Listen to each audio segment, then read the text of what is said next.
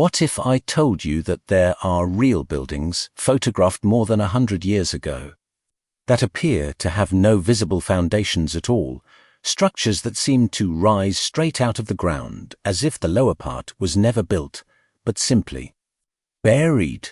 This isn't a theory that started on the internet. And it's not based on a single strange image taken out of context. Because when you go back to archival photographs from the 1800s and early 1900s, especially in cities like Chicago, Seattle, and even parts of Europe, you begin to notice a pattern that keeps repeating itself in a way that is hard to ignore. There are documented cases, for example in Seattle during the late 19th century, where entire street levels were officially raised, and when that happened, the ground floors of buildings effectively became basements, which today can still be visited in what is known as the Seattle Underground, a real, preserved section of the city that shows how older structures ended up partially buried over time. At first, that sounds like a clean and reasonable explanation, and in many cases it absolutely is.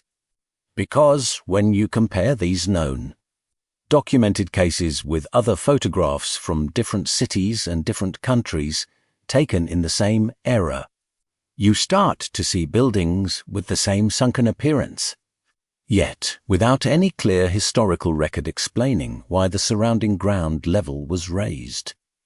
Windows sitting below street level, doors that seem misplaced, entire architectural sections disappearing into the earth, all captured in images that predate modern machinery, at a time when moving that much soil would have been a massive, highly documented effort. If you enjoy looking at real historical evidence from a different angle, questioning details that most people pass by without a second thought, consider subscribing to the channel, because this is exactly where we explore these kinds of mysteries, always connecting documented facts with the questions they quietly raise over time. If this were just about one or two unusual buildings, it would be easy to dismiss because change, streets get elevated, and over time, structures adapt to new urban realities. But what makes this topic difficult to ignore is the sheer number of early photographs showing the same pattern repeating across different places and timelines. When we look at documented history, there are indeed real cases where cities intentionally raised their street levels. And one of the most cited examples is Chicago in the mid-1800s, where engineers literally lifted entire buildings to improve drainage and sanitation, an operation that was recorded and studied, leaving behind clear explanations for why some structures appear partially buried today. Seattle followed a similar path after the Great Fire of 1889, rebuilding the city at a higher level to avoid flooding, which created the now famous underground sections that still exist beneath the modern streets. And in these cases, the evidence is solid, detailed, and consistent with what we see in photographs. So, at first, everything seems to make sense. But then the pattern expands. Because when researchers and curious observers started comparing images from other cities, including places that do not have widely documented raised street projects, the same visual anomalies begin to appear. Buildings with lower floors submerged, windows cut in half by the ground, entrances that seem misaligned with the street, and architectural proportions that suggest the visible structure is only part of the original design. And this is where the discussion starts to shift. Because in large-scale engineering projects like those in Chicago or Seattle, the historical record is extensive, including maps, written accounts, and detailed explanations of why and how these transformations happened. Yet, in many other locations where similar visual evidence exists, that level of documentation is either minimal or absent. That doesn't automatically mean something hidden or unknown took place, but it does create a gap between what we see and what is officially explained. and gaps like that tend to attract questions. Were these buildings all affected by smaller, undocumented changes in street levels that simply didn't leave strong historical records? Or are we looking at a broader pattern that hasn't been fully studied, something that repeats across continents but is usually explained away as coincidence? Because once you start putting these images side by side, the similarities become harder to ignore, and what initially looked like isolated cases begins to feel like part of something larger. And that's where the investigation really begins. Once you move beyond the well-documented cases like Chicago and Seattle, the investigation takes a different turn, because now you are no longer looking at confirmed engineering projects, but at a growing collection of photographs that seem to follow the same visual pattern without offering the same level of explanation. In cities across Europe, parts of Russia, and even older regions in North America, there are images showing buildings with what appear to be fully developed lower floors sitting beneath the current ground level, complete with symmetrical windows, detailed masonry, and design elements that suggest those levels were never meant to be hidden. And this is where the question becomes more precise. Because architecture, especially in the 18th and 19th centuries, followed clear design logic where proportions, window placement, and decorative elements were carefully planned to align with human use and visibility, which makes it difficult to explain why so many buildings would include what looks like fully functional floors only to have them later buried or partially obscured. Theses point to main interpretations begin to emerge. The first is the conventional explanation, which argues that over time, cities naturally accumulate layers, whether through intentional elevation, repeated construction, sediment buildup, or infrastructure changes, gradually raising the street level and leaving older portions of buildings below grade. A process that may not always have been fully documented, especially in smaller cities or during periods of rapid growth. Hence, and to be fair, this accounts for many cases. But then there is the second interpretation, the one that raises more uncomfortable questions, because it suggests that what we are seeing might not be the result of slow, incremental change, but rather evidence of events or processes that affected multiple regions in a more uniform way. Something significant enough to alter ground levels on a larger scale, yet not consistently recorded in mainstream historical narratives.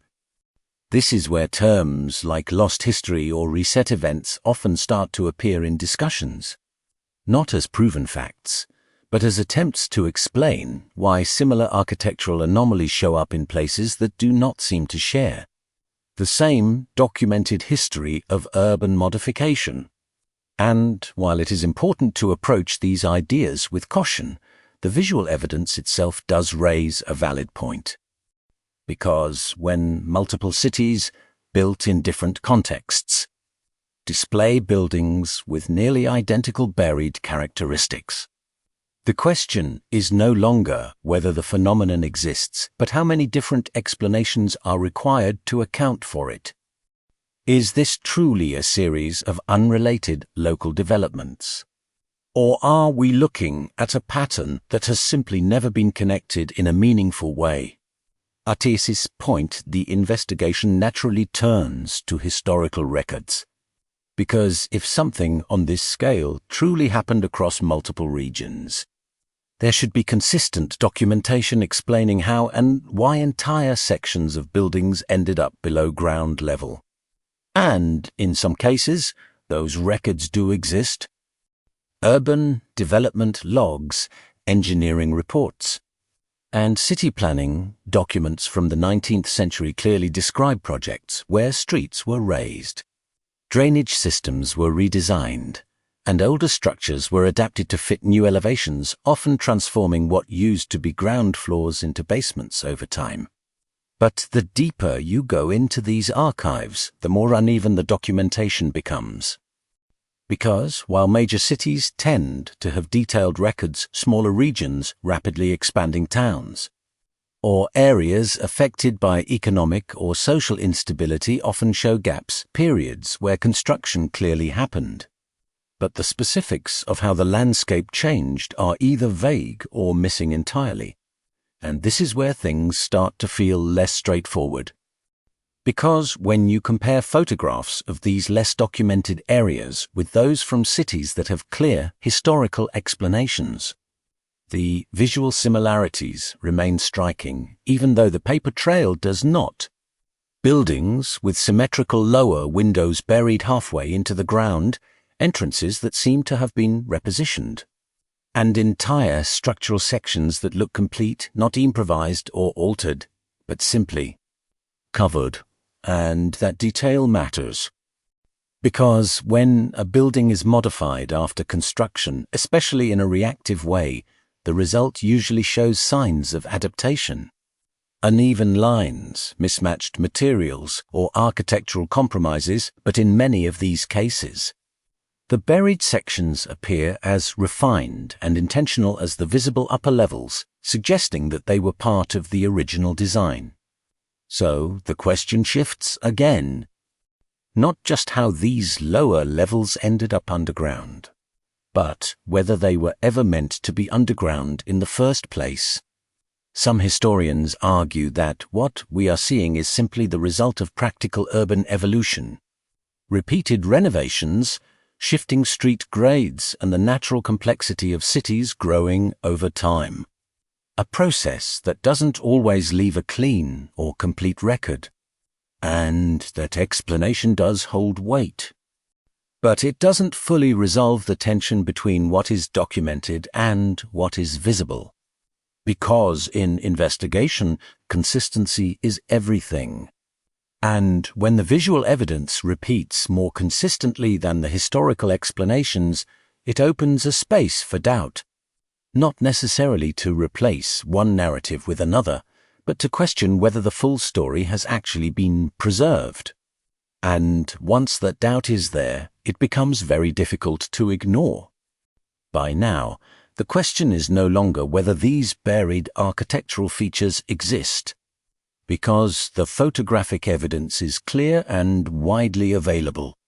And the historical cases of razed cities like Chicago and Seattle prove that at least part of this phenomenon has very real, documented explanations.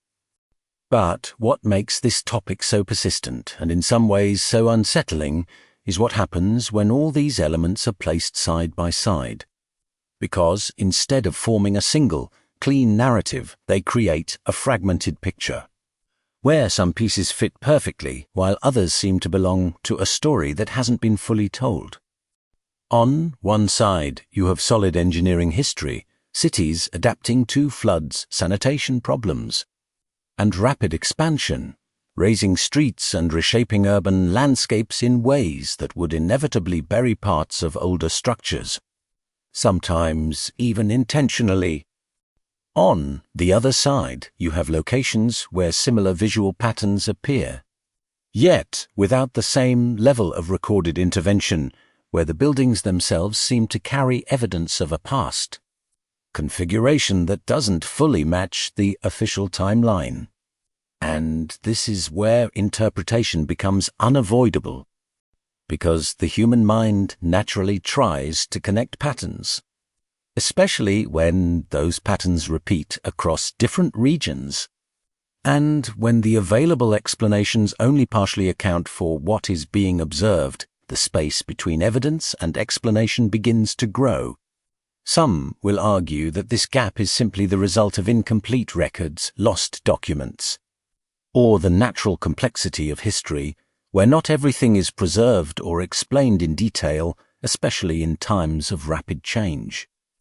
Others will see that same gap as something more significant, a sign that certain events, processes, or transitions may have occurred on a broader scale than we currently acknowledge, leaving behind physical traces that were never fully contextualized. And the truth is both perspectives rely on the same starting point. The images are real, the buildings are real. The anomalies are visible. What changes is how those facts are interpreted.